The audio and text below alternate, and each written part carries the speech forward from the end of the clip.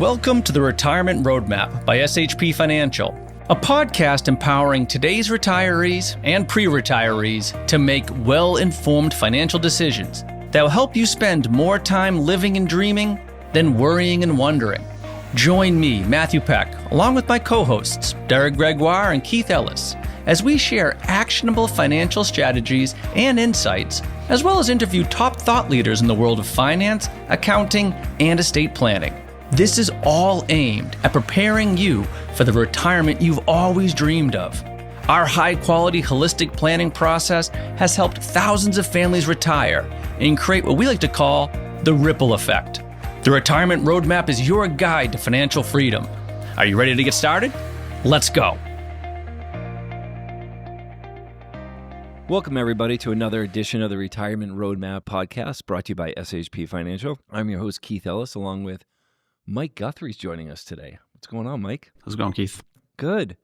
Kind of excited for today's episode because, I've been doing this for well over 20 years. I know you've been in the industry for quite a while yourself. And as we sit with different families or different people, different situations, we get different questions, right? And it's so what we wanted to do today was kind of address some of the more common questions that come up, would you say? Yeah, for sure. Yeah. So, just things that we hear when people come in, they hear us, whether it's on this podcast, radio show, see us on television, or just what seems to be a lot of friends telling their friends about us.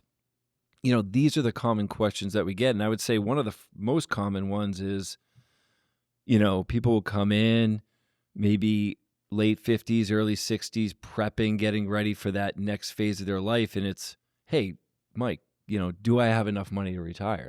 And how do you handle that? How do you know that the answer to that question, or how do you give people the best guidance there? Yeah, and I think, to your point, Keith, while everyone's situation is a little bit different, most of the questions we get, although they might be phrased in a different way, kind of come down to a handful. And really one of the biggest ones for sure is when we meet with clients for the first time or potential clients is, do I have enough? Sure. And the answer, like anything else, is it depends, right? So, can be driven by a lot of different factors, right? So there's no kind of clear cut, should I have this amount? Because it's not a simple answer. If you're one of the lucky few people who still have pensions, if you've got... What are those? Yeah, I know.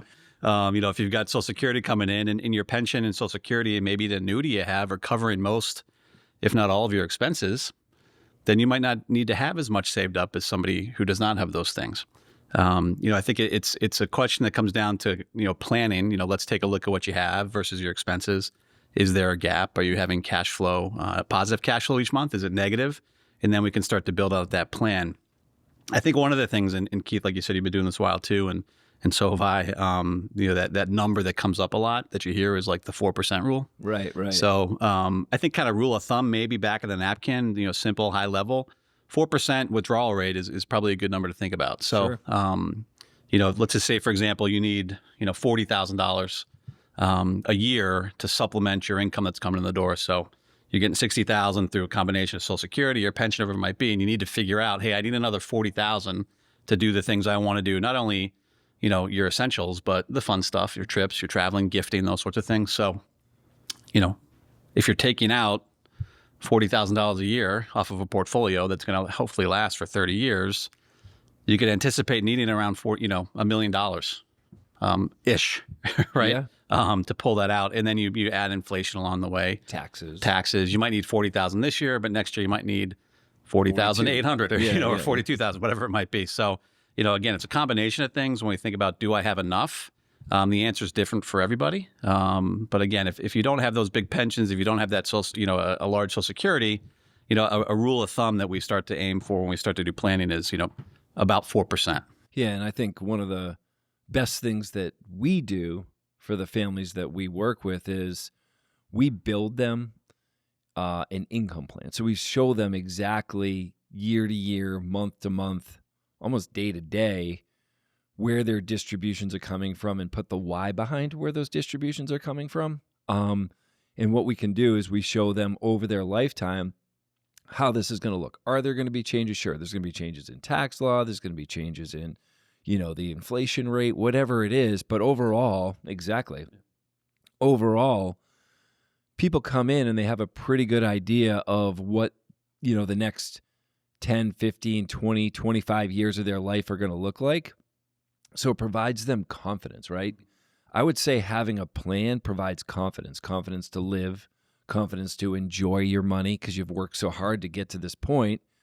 Now you want to enjoy it, but you want to have the confidence to enjoy it knowing that you're not going to outlive it. Or maybe your goal is, hey, I do want to leave some money to my kids or my grandkids, not that you're going to overspend and there'll be nothing left. So it's like everyone's situation is different, but I think having that income plan is extremely important, again, to provide that confidence. And it's funny because, so many people will come in, they'll say, I remember, 3-4 years ago, sitting down with someone, they had about $1.5 million, and they're like, oh, I got to keep working because I need to hit that 2 million. They had that in their mind, right? And it's like, no, you could have retired 3 years ago if you wanted to. So now work becomes more of a want to as opposed to a have to. Exactly.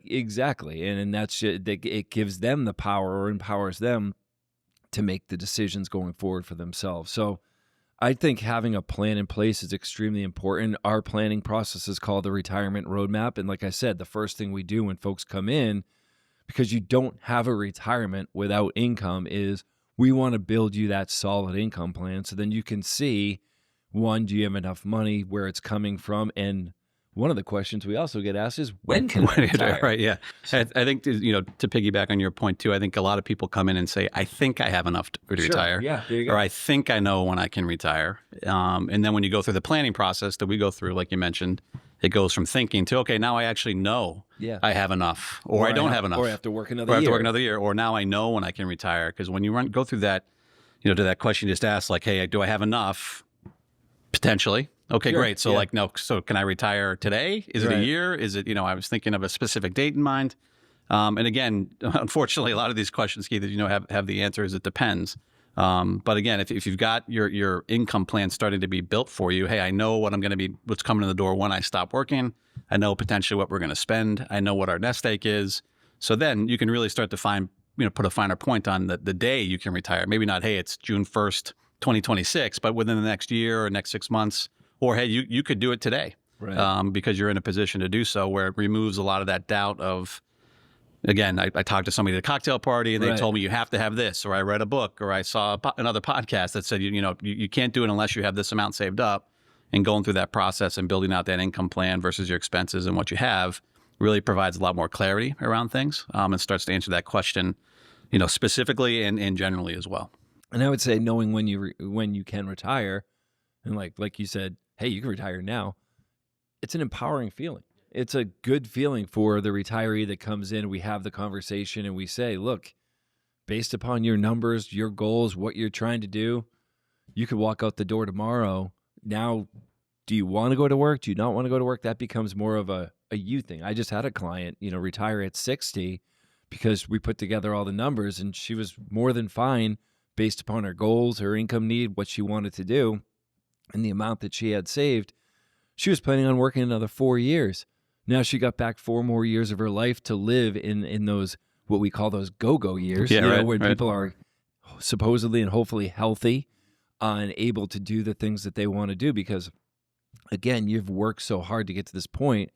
It's our job as advisors to give you confidence and empower you to live a good life in your retirement years. And yeah, go ahead. I was going to say, one of the things in those meetings, and one of the things I love to say to folks is, hey, you've got choices. Sure. And they're all good ones, right? You don't have to, hey, my choice is I can, retire and run out of money, or I have to work a few more years, or whatever it might be. No, you've got choices, and they're all good ones. Sure. So kind of going from that, high level, I don't know if we can make this happen. No, you can, and you can stop working soon. I had a similar experience where, they had this number, I got to work another year or two. And then when you build out the plan, so you could retire on Tuesday, and be totally fine if you wanted to. And here's specifically how that works and why, to see that, kind of light bulb go off, or the smile across the face is huge. And again, all that planning is where it takes place. Absolutely. And, as we start to build these income plans, different facets of that come into play. Like, How much cash should I have? When should I take Social Security? Those are two really common questions. And, how do you handle, maybe the cash question as well as Social Security? Yeah. I think it's certainly a little bit different when you're officially retire, like when you stop having the income come in the door.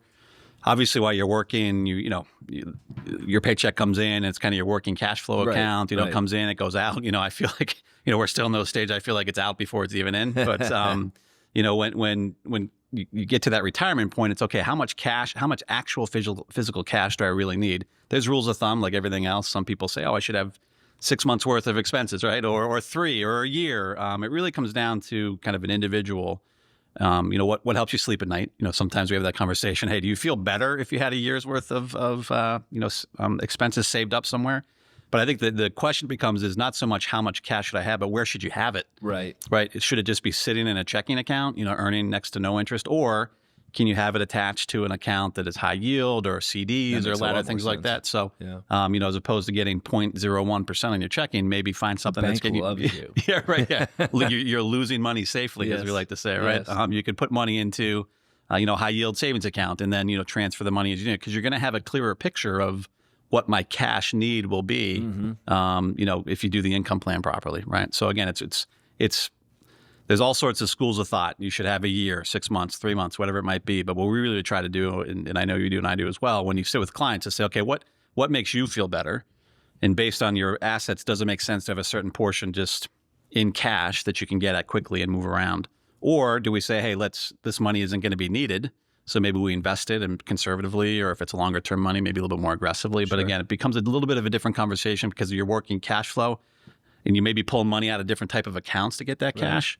How it's invested and where it is, certainly an individual conversation. Yeah, I always say it's like we want to put purpose around your assets, right? Like you said, like, hey, look, this is your immediate money. This is money that you might need. Your boiler breaks, roof leaks, car breaks down. Very easy to get to. And then we start to build, I don't want to say risk, but purpose from there. Hey, look, this bucket is really dedicated to help drive your income, give you that stable income for the next 5, 7, 10, 15 years, depending on the client's appetite for security and safety in regards to their income. And then the final bucket is really more that long-term growth bucket. So you can maybe, again, I have clients that don't want to take really much risk, even in that long-term growth bucket. And then I have some clients that say, look, I'm not going to need that money for 10, 15. Maybe I might never need it. So, we're thinking of it as next generation or generational money, so we can be a little bit more aggressive there. So everyone's situation is completely different, which is why it's so important as we sit with folks, get to know them, get to know their goals, and help them build out a plan that makes sense and accomplishes each and every one of those goals. And like I said, one of the main questions we get asked as well is around Social Security. Yeah, for sure. Yep. So many different thoughts, so many different, and there's no one set way, but I was going to say, guess what the answer is? It depends. Yeah, exactly. Right. I have we have the conversation almost daily with clients who are coming in because everyone's getting close to that typically with the type of clients we work with, or at least within a couple of years. And I always like to say there's really no right or wrong answer. There's not you should take it at this date, or if you're going to be penalized if you take it. And really what it comes down to is a couple things. One, do you need it? Right? If you're retiring and you need the income, well, then you should start taking it. Yeah. Right. The other one is, do you want it? Which is, not always the best way to think about it. But hey, I just want that check. I paid into it, and I just have a lot of folks just like start that. sending it to me. Yes, I've been paying it for 30 years. Give it to me now. Yeah. Even though it's maybe not the best strategically, but that's what they want, and you just build around that. Sure. And really, all things being equal, from a advice standpoint, it's, hey, if you can wait, at least wait to your full retirement age. Sure. And that's a different number for everybody. But then you'll get your full benefit without any deduction or any reduced benefit. So if you start at 62, it's reduced. And then each year, really each month, you get closer to your full retirement age, that potential bump in income comes along the way. And then ultimately, if you can wait to 70, you get the highest level of increase, around 25% from your full retirement age, then sure, if you can wait. I mean, because again, over a course of a lifetime, particularly if you're in good health and you think you're going to have a nice long retirement, waiting makes more sense because over the course of time, you'll collect more of a benefit. Assuming you live long enough. Assuming you live long enough. Correct. And if you're married, if you have a spouse and they're, relying on a spousal income or something like that, their spousal benefit also increases if you wait. Yes. So, again, I hate to keep answering these questions with depends, but I think a lot of it does, particularly around Social Security, where there's not a right or wrong answer. And really think about, do I need it? Do I want it? And if I don't necessarily need it right now, what's the best strategy in terms of waiting to take it to get the most amount of bang for your buck, if you will? Well, you're right. It does depend. And, that's why building these plans isn't cookie cutter, right? You really got to put the time, you got to put the thought, you got to have the team to be able to, one, build the plan and then execute on the plan each and every year as you sit with the client, the families that we do work with,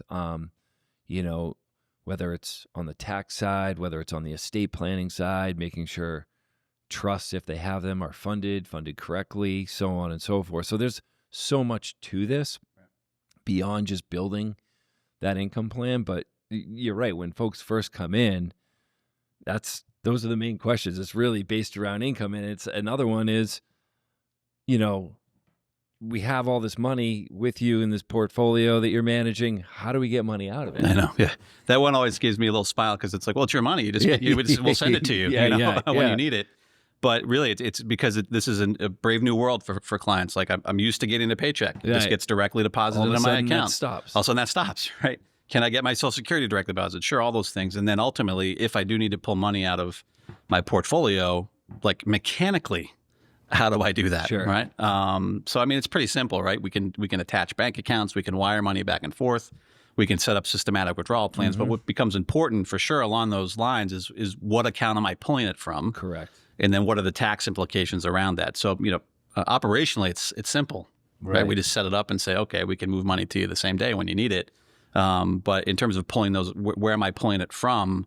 Can really potentially impact, your taxes because it's clearly a tax decision every time you're taking money out, regardless of what type of account it is. So getting the money is easy, right? It's just making sure that you're strategically pulling it out in a way that does not, detriment. It's not detriment to your tax situation or really anything along those lines. So we want to make sure that when we are pulling money out, that it's done so in the most efficient way and kind of an order of operation of what account we go to first, where, how much do we raise? Do we send it? Those sorts of things, right? Yeah, I mean, it couldn't have said it any better. You want to be strategic on where you're pulling your assets from because you're right. Every time you make a decision to pull money out, whether it's systematic, whether it's, one lump sum at some point, there is a tax decision or potential tax impact. And if you're pulling from, say, a Roth IRA, there is no tax impact, but you're depleting the Roth IRA, which long-term eliminates tax benefits. So you're right. Every time you make a withdrawal, it does have a tax impact or a thought behind it in regards to taxes. So, and just on that, and one of the questions that we get kind of along with that is how do I pay my taxes? We did a couple podcasts ago that I was on with Matt, and we talked about that. Like, when I pull an account money from this type of account versus this type, how do I actually pay the tax? Sure. Because right now, like again, if you're working, it's automatically it comes right out, right? It comes out of you pay your taxes out of your paycheck.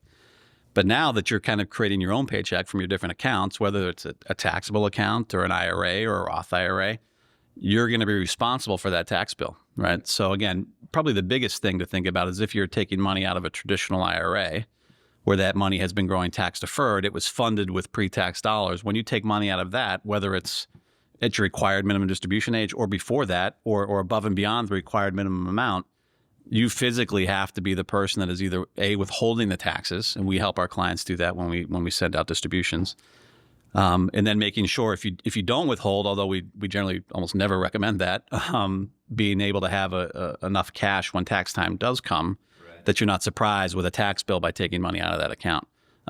So again, we just talked about it. How do I get money out of my portfolio? But when you build that income plan, taxes have to be top of mind as well, because again, depending on where you're pulling it from, and then how you withhold those taxes could impact not only today, future years down the road with healthcare and cost of Medicare and things like that. But the biggest surprise, right? When people take money out of that account and then they go to do their taxes and they have this tax bill, they have no idea where it came from because they didn't do the plan. They just took the money out, put it in their account, and then this tax bill comes and they're like, wait a second.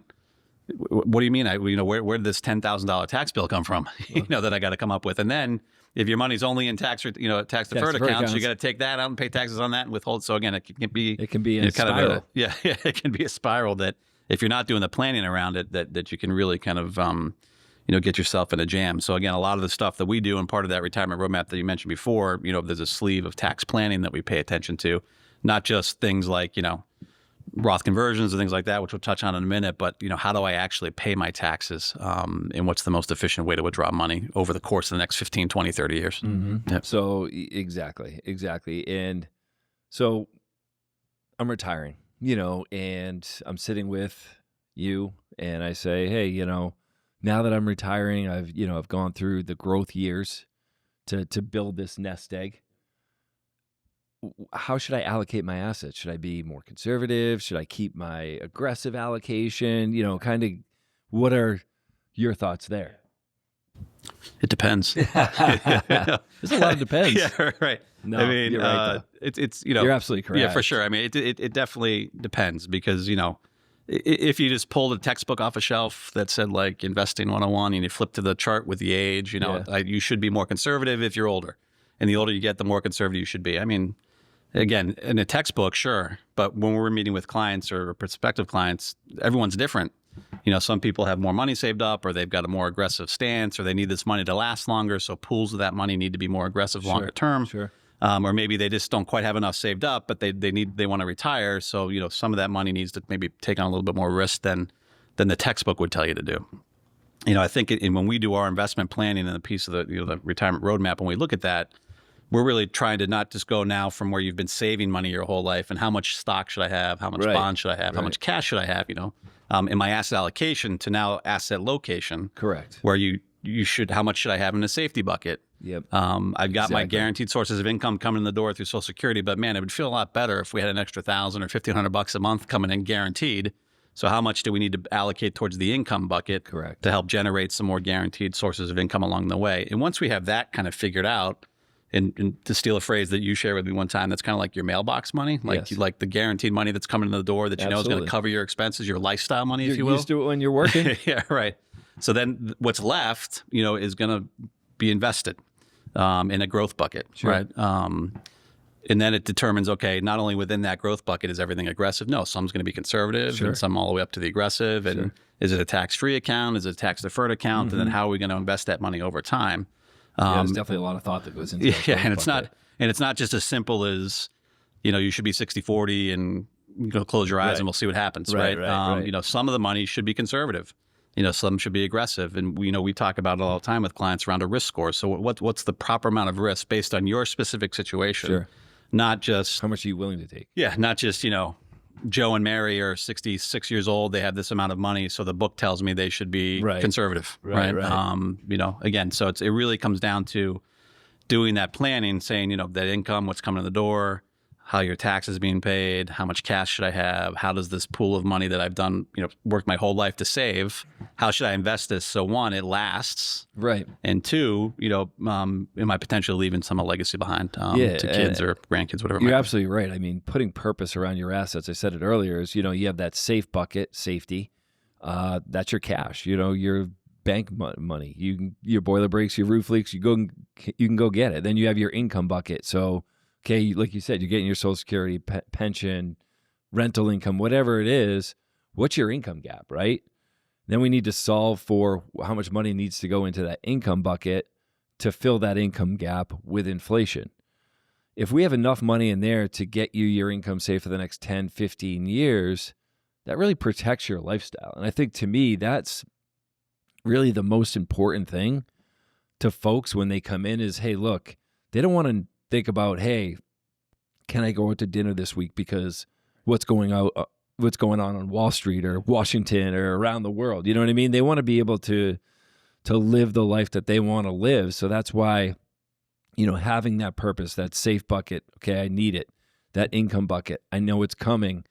And then that final bucket, which is that growth bucket, which, again, that could be a variety of different investment styles within that growth bucket. And I think a lot of it depends on, like you said, what type of tax status is. For me, if it's a Roth IRA, typically I'm telling my investors to maybe be a little bit more moderate aggressive, or aggressive with that, depending on their risk tolerance, because I want that money over the long run, because we're not going to need to touch it because we have our other 2 buckets in place for 10, 15, 20 years. I want that money to grow the most growth exposure tax-free. Yeah. And I think that just makes a lot of sense in my mind. So, I think it's just really having that purpose, right? Location, safety, income, growth, and really protecting that lifestyle, I think, is what most people, when they come in, want to see. That's what they're trying to do when they build their income plan. Yeah, particularly when you're starting to think about, like that, you said, like that lifestyle money. We want to make sure that there's enough kind of money coming in each month that like short-term disruptions in the market aren't going to dramatically impact the success of your plan, because we've already allocated for. Can't go to East Bay, have to go to McDonald's. Yeah, right. Whatever. That's not gonna work. Sure. Although now it's the same cost. Yeah, I know, right? Yeah, I know. Especially if you do DoorDash, it's like twice as much. Yeah. But we want to give our clients the confidence, or when you're retired, you should have the confidence to say, if there is like that short-term, the market's up, the market's down, that you're not concerned necessarily about it. Right. Now, again, there will be certain levels of concern if it's a longer term, sure. The markets are going crazy. But those short term, hey, the market was down 500 points today and we were going to go away this weekend. Can we still do that? I mean, the answer is, of course you can, because we've already built this plan out. But I think that really comes from confidence, right? Confidence around building the plan, and not just, going into it with, without the education around what your plan can do and all the great work that you've done up to that point, that you're able to do all the things you want to do. Right. And then when things change, that you've got the flexibility potentially to, hey, add more to the safety bucket, or we need to be a little bit more aggressive, or whatever that might be, depending on what the market conditions are. You're absolutely right. And part of our planning process as well is around taxes, right? I think that's a huge piece. Everyone comes in and they're so worried. I don't want to say so worried, but they worry about market risk, so on and so forth. But to me, market risks, they're inherent.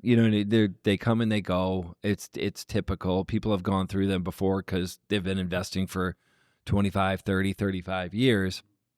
To me, it's more tax risk, because a lot of folks have invested their money in tax-deferred accounts, 401ks, IRAs, 403b plans that have just accumulated this massive tax burden, and now they need to start to use that money to supplement their lifestyle. And right now, it's say they need $30,000 a year to supplement their lifestyle, and all of a sudden the tax rates go up a decent amount. Now they need $40,000.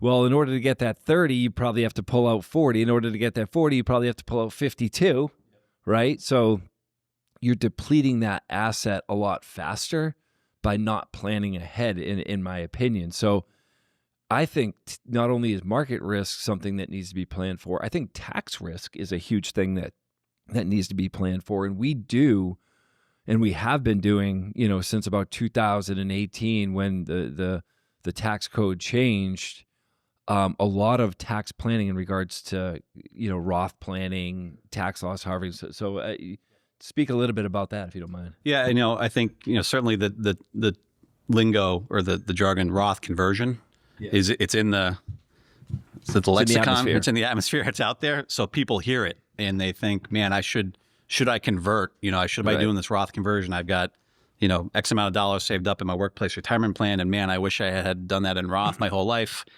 Everyone says that. Which, our answer is, well, we wish you did too, but, the good news is it wasn't available, right? So you didn't miss anything. But, can I start to take money from a tax-deferred account, which, I think the number is, over 90% of most retirees have the bulk of their assets in tax-deferred accounts. And when you're taking money out initially, so let's say you retire at 66, and you need to supplement your income with an extra $15,000, $20,000 a year that is certainly sustainable, it's a little bit easier to work around that. But fast forward out to when you're now required to take a minimum amount out, and everybody knows, required minimum distribution, RMDs, where through no fault of your own, other than you've done a great job saving, Uncle Sam says, now you have to take out $60,000, whether you need it or not, and pay taxes on it. We mentioned before, we don't know where tax rates will be in 5, 10, 15 years. So if we can do proactive things now to start to move money incrementally, I think, which is the key, is incremental, year to year, to get money out of tax deferred, pay your taxes on it, then get it into a Roth where it's going to grow tax free forever.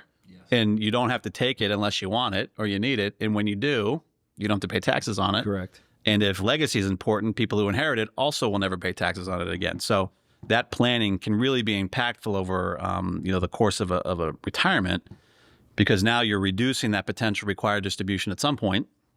And that money that you've converted is growing tax-free, right? So it's a whole other animal. Like, what's better, tax-free or tax-deferred? Tax-free. Absolutely. If we could save you an extra 10, 15, 20, and sometimes, it's six figures of tax savings over the course of a lifetime, who would you rather have spending that? You, Mr. and Mrs. Client, or Uncle Sam? Absolutely. Right? I think we know the answer, right? You would rather have that money in your pocket. So again, it all comes into play, and everybody's different, right? So how much should I do? Well, it's really dependent on your own specific situation. Absolutely. Your own specific tax situation, and then we can determine or help determine what's the proper amount to potentially convert each year. And that number could be different every year. Changes all the time. Changes depending on where you are and where tax laws are. Unfortunately, we've got a team here that stays on top of all those things and, relays that information to us, and we pass it to our clients. So, yeah, I mean, that tax planning is huge. Because it's probably going to be your single biggest expense. Absolutely. Or at least very close with healthcare. Very close healthcare. Yep. Yeah. So doing the right type of planning now to help you in the future is key for sure. And when we build the income plan, we're inputting all the assets into this income plan, obviously, because you have to do that. And what I think it helps people understand is if they don't. Because we can take a look out, someone's 65, what does this look like when you're 75? How much is your RMD based upon today's tax code? How much more taxes are you going to be paying? Are you going to be paying more in Medicare because you've delayed pulling taxes out and starting to plan ahead of this? And then we could show you the exact opposite. What if we do this? And we could project out, okay, how much can we get over the next 10 years? What impact does that have on your required minimum distribution? And I just think it's really a nice way to, like you said, plan for the future to create some tax savings. I also look at it one more way as well. God forbid something, most folks that come in, they're filing joint tax returns. God forbid something happened to one spouse. I know no one wants to talk about that, think about that, but unfortunately it's part of our job and we see it all the time.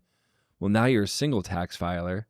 You're inheriting your spouse's IRA, still needing to take RMDs, and in that you're now paying taxes potentially at a significantly higher rate because you're jumping through those tax brackets. So you really are looking at it from a couple different ways. One, tax-free while you're alive, tax-free to your spouse, tax-free to your kids or grandkids. So yeah, I mean, it's very important to start to think about this and plan ahead. And you mentioned it a second ago around healthcare premiums. Healthcare premiums, Medicare, is driven by your income tax bracket. Absolutely. Right? Not necessarily just the dollar amount. So if you go into that next tax bracket through no fault other than the government is requiring you to take money out of your IRAs now, not because you need it, because you're required to do it, and now suddenly your Medicare premiums go up. And you could have done some things now, before that, ahead of time, to not have that happen. Right. Like, why wouldn't you? Right? It's worth looking at for sure, and making sure that it's done properly. Because again, the term Roth conversion, like we said, is out there, so people understand, or at least conceptually have an idea of what it is. But again, there's some nuance to it, as opposed to just, I got my 401k, let's just convert it the year I retire, get it all to Roth, and we'll be off to the races. Right. We don't want to do that. No, I've had people ask me that. I said, no. Please, you didn't do that yet, right? There is a little bit of art to around the amount you should do and when you should do it and how much each year. Yep. I'd say one of the last questions, or if not the last question, most asked questions is, are we going to be okay? And I think too, if we just crossed off all these questions, right, didn't say, hey, do I have enough to retire? When can I retire? How much cash should I have? What they're really asking are we going to be okay? Right. We've worked our whole life. We educated our kids. We think we've done well. We've worked our tails off to save up what we have. Ultimately, are we going to be okay? Yeah. And I think, from our standpoint, when you're sitting with clients and you start to kind of step through thinking about things differently than when they were just saving, kind of the day to day, just put money away. My life is hectic. I'm running around with the kids. I'm putting through school, college expense, and then all of a sudden you're on the other side of that hill, if you will. Like, hey, did we do enough that we can do the things we want to do, and ultimately are we going to be okay? And the best way, or one of the best ways, and we have a little skin in the game, so one of the best ways to figure that out is to do a plan. Absolutely. Because if you're just like, hey, I think this is going to work, let's see what happens, right? No, but if you know, or at least get as close to as knowing as possible that, hey, if we do this and all the great things we did up until this point, and then we build out the retirement plan, the income plan, investments, tax planning, what does healthcare look like? Do I have my will and estate and all those things in place, that you go from, I think we can do this, to, yeah, we're going to be okay. And then, there's that sigh of relief, when we literally put things up on the board, on the TV screen or whatever, when we're walking clients are like, hey, if you're spending this and this is what your income is, and here's your assets, and here's potentially what might be left. Another great thing I love to say to people, what this is telling us, and I don't love saying this out loud, is that you could probably spend a little more, absolutely, and enjoy things more, and do all the things you want to do. Go get the boat, or take everybody to Disney, or whatever it might be. You're to be congratulated on that, and you're going to be okay, and then some. Yeah, and I think, like you said, just having that plan provides confidence. They can see it. We can model it out. And that's part of our retirement roadmap process is, we want to build you an income plan, an investment plan, tax planning, healthcare planning, and legacy planning. And if you'd like more information on that, please visit www.shpfinancial.com. We look forward to seeing you next time right here on the Retirement Roadmap Radio Show, podcast. Sorry. Thanks for listening to the Retirement Roadmap podcast by SHP Financial. If you've enjoyed today's episode, be sure to hit the subscribe button so future episodes are automatically downloaded directly to your device. And if you've liked what you heard, please share the show. Create your own little ripples so we can help even more people with their retirement goals. If you want access to all past interviews, including notes, resources, and exclusive content from SHP Financial, visit shpfinancial.com/podcast. Thanks again for joining us on the Retirement Roadmap podcast. And for all the attorneys out there, and disclaimers and disclosures, I'm just going to put on my super serious voice and add our own. No statements made during the Retirement Roadmap podcast shall constitute tax, legal, or accounting advice. You should consult your own legal or tax professional on any such matters. Information presented is for educational purposes only and does not intend to make an offer or solicitation for the sale or purchase of any specific securities, investments, or investment strategies. Investments involve risk, and unless otherwise stated, are not guaranteed. Our investment advisory services are offered through SHP Wealth Management, LLC, an SEC-registered investment advisor. Insurance sales are offered through SHP Financial, LLC. Our advisors and insurance reps may offer clients advice and/or products from each entity. No client is under any obligation to purchase any insurance product.